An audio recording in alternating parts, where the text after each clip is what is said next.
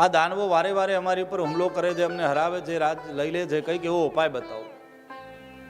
બ્રહ્માજીએ કહ્યું કે એક કામ કરીએ, આપણે બધા ભગવાન નારાયણ પાસે જઈએ અને ભગવાન નારાયણને પ્રાર્થના કરીએ, એ કોઈ ઉપાય બતાવે તો સારું.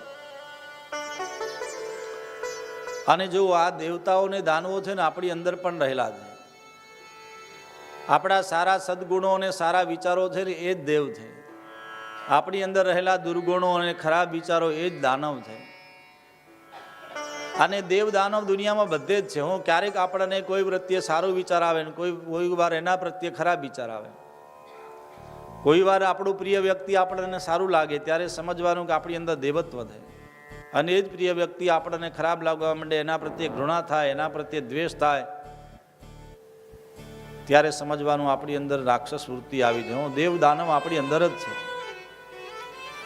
આ બંનેનું યુદ્ધ હંમેશા ચાલ્યા કરે છે. દાનવને દબાઈ અને દેવ ગુણ આપણી અંદર વધે તો સમાજમાં આપણી સારી નામના થાય. બે લોકો આપણને પૂછે અને દેવ તરીકે આપણે સિદ્ધ થઈએ.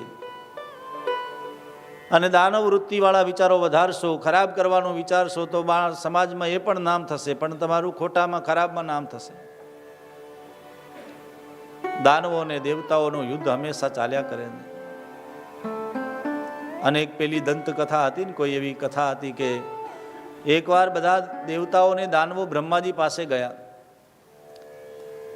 બ્રહ્માજીને જઈને પૂછ્યું કે અમારામાં મોટું કોણ? બ્રહ્માજીએ કહ્યું, જુઓ તમે બધા એક જ પિતાના સંતાન છો. કશ્યપ મુનિના બધા સંતાનો છે, દેવતાઓ દાનવો. એટલે મોટી માતા દિતિના તમે દીકરાઓ છો, એટલે દાનવો તમે મોટા. પણ દાનવોએ કહ્યું, એમ નહીં, કંઈક વિશેષ રીતે એમને બતાવો, ખાલી તમે કહી દો એમ નહીં,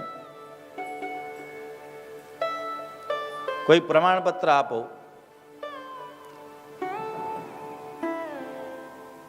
અત્યારે તો પ્રમાણપત્ર ગમે ત્યારે ગમે એટલા રૂપિયા આપો તરત પ્રમાણપત્ર મળી જાય. હું હા, રૂપિયાથી પ્રમાણપત્ર, હા, ગમે ડિગ્રી બિગ્રી જોતી હોય તો આમ. એટલે બ્રહ્માજીએ કીધું, મને તમને પ્રમાણપત્ર આપો. પ્રમાણપત્રમાં પરીક્ષા લેવી પડે. બ્રહ્માજી એટલે દેવતાઓ દાનવો કીધું, કઈ વાંધો નહીં, અમે પરીક્ષા આપશું. બ્રહ્માજીએ કીધું, દાનવો દેવતાઓ સાંભળો, કાલે તમે બધા 11 વાગે આવી જજો. બધા રાક્ષસોને કીધું, તમે 11 વાગે આવજો. અને યાદ રાખો, કાલે છે ને તમારા બધા માટે સુંદર મજાના કાજુ બદામ ને ગોળના સુંદર મજાના ચોખ્ખા ઘીના લાડવા બનાવ્યા છે. તમારે બધાએ લાડવાનું ભોજન કરવાનું છે. દાનવો કે ઠીક છે. ઘણાએ તો રાતનું ભોજન ન લીધું, કેમ કે કાલે લાડવા ખાવાના છે. બ્રહ્મલોકમાં આવ્યા, બ્રહ્માજીએ બધાને પંગતમાં બેસાડ્યા અને લાડવા પીરસ્યા બધાની થાળીમાં. જેને જેટલા જોઈતા હતા એટલા લાડવા પીરસાયા. જેવા દાનવો લાડવા ખાવા ગયા ને, બ્રહ્માજીએ રોક્યા કે બધા સાંભળો, લાડુ ખાવાનો ખરા પણ હાથ વાળવાનો નહીં. દાનવો બધા ગભરાયા કે હાથ વાળ્યા વગર લાડવો ખાવો કેવી રીતના? એટલે બધા આમ ઉછાળે જ, વળે તો હાથ, વાળ્યા વગર તો એટલે ઉછાળે જ. એક દાનવે લાડવો ઉછાળ્યો, પાછો મોઢું કરે આમ મોઢામાં લેવા માટે, લાડુ મોઢામાં લેવા માટે. કેટલાના માથા તૂટ્યા, કેટલાના દાંત તૂટ્યા, કેટલા અંદર અંદર ઝઘડ્યા,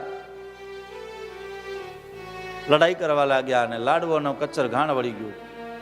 કોઈના મોઢામાં ગયો નહીં અને લડ્યા. આ દાનવ વૃત્તિ છે.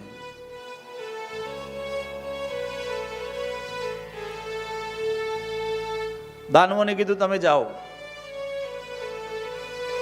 હવે દેવતાઓને બોલાવ્યા.